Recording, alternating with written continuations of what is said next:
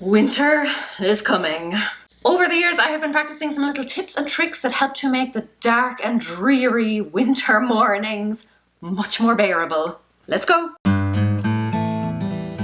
Hi guys, it's Laura from How to Get Your Shit Together, and I help busy women get organized, get motivated, and not get frostbite. Now, I don't know about you, but I cannot stand the cold.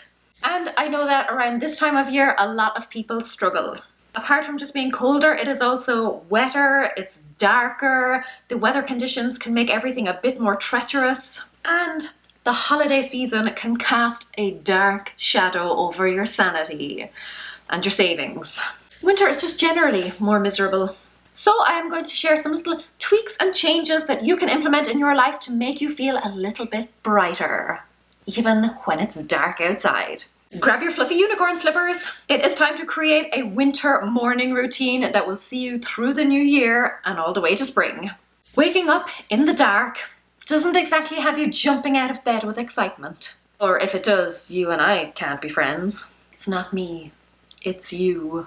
Now bear with me here because this is going to be like ripping off a band-aid. But as soon as it is time to get up, turn on all the lights. I know it burns and blinds your eyeballs, but it's for the greater good. If you can ease yourself into it, get yourself one of those fancy wake-up lights or something, all the better. But just suck it up and make things as bright as possible, as quickly as possible. Next, get yourself a good robe and leave it by your bed. Nothing cheap and cheerful, something that makes you feel like you are putting on a warm cloud. Think hotel robe. It should have substance and preferably pockets. I have two and they're basically my best friends.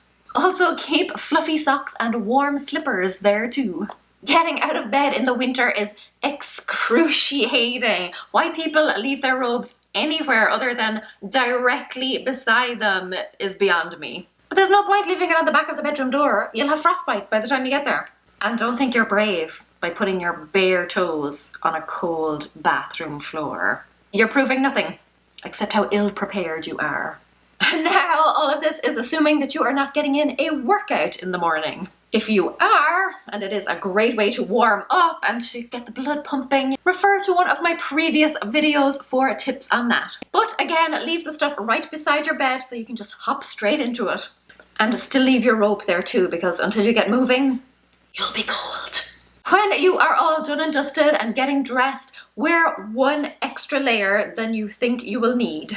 It's easy to just take one off when you're out and about if you're too hot, but you and I both know that you have spent way too many meetings freezing your arse off. Learn the lesson and layer up. Okay, we have covered light and warmth, the two things you will need as quickly as possible. Next, sustenance. Your body is probably going to be expending a lot more energy this time of year just to keep your fingers and toes from falling off. Salads are all well and good for the summer months when your body's biggest job is just soaking up all of the vitamin D, but you won't survive on them through the winter. You need stodge, solid comfort food, and don't skimp on it.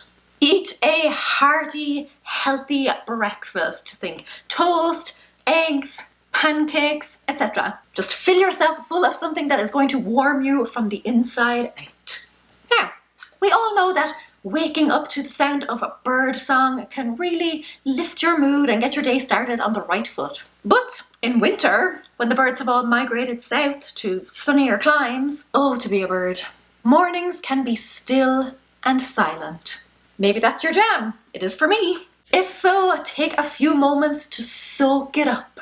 It may not be bright and beautiful outside, but switch on a lamp, curl up with your coffee, and savor the silence. If, on the other hand, silence scares the bejesus out of you, then create a playlist of soothing tunes or maybe uplifting beats that will bring you to your happy place. Speaking of your happy place, find one in your home. Your favorite chair that you love to curl up in, the window seat where you can see the sunrise and watch the world go by, a beanbag in the back corner. I mean, obviously bed will be your favorite place because you're human, but look for the next best thing. If you have to drag yourself out from under your duvet, where is the next best place that you could park yourself? Now go one step further and winterproof it. Add a warm throw or a fluffy cushion, something that will add an extra layer of luxury. Once you are fed and watered and you are comfy and cozy, whip out your planner and design your day. What appointments do you have? What errands do you need to run? What habits do you want to track? Ideally, you would plan out your day the night before so that in the morning you can hit the ground running, but now is a great time to reflect on those plans, to visualize them actually happening as you're finishing your tea. The planner you use isn't really that important, but here is one that was sent to me recently that might give you some great ideas.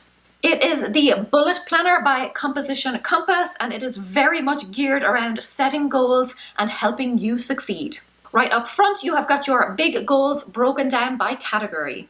After that, you have got a space for your monthly goals, as well as weekly checkpoints along the way to keep yourself on track. To me, one of the most important things that you can do is to regularly review your progress. Not only does it keep your goals front and center and stop you veering too far off track, but it also serves as a great way to remind yourself of how far you've come.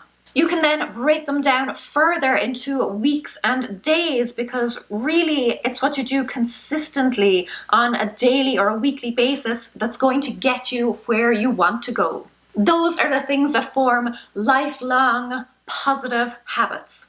Never underestimate the power of breaking your goals down into smaller steps. It's so much less daunting and it's so much easier to keep moving. After that, there is some note paper where you can jot things down, make notes, or do whatever you want to do. So it's got structure plus some flexibility. The thing I really like about it is the stencil that comes with it. It is perfect for adding headers and flags.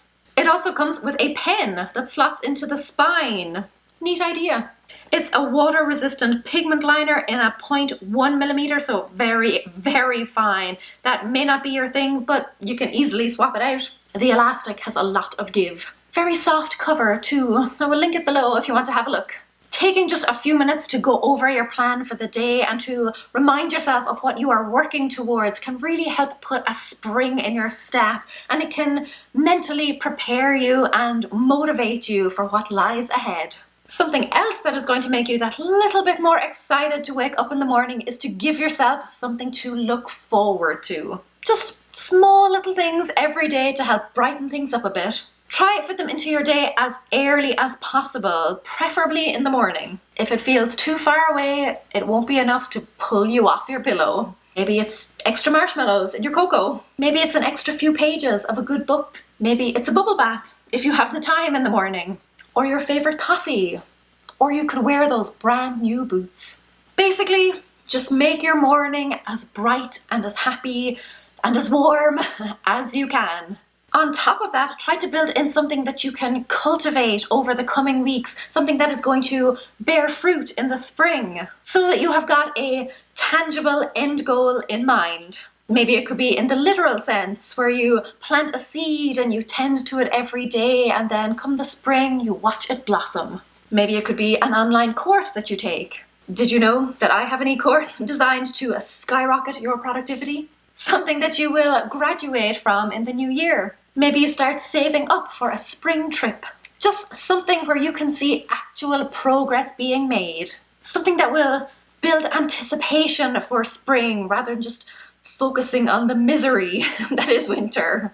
Get all caught up in something exciting to distract yourself from the cold. Let's all try to make ourselves feel better. Comment below your favorite thing about winter. Even if you hate the season, I'm sure there is something about it that excites you. If you are still struggling with the winter blues, then click on over to this video for even more tips, including building a blanket fort. Until then, I'm off to build a blanket fort. Curref, míle maith. Agus feicim mé sibh go luath. Slán!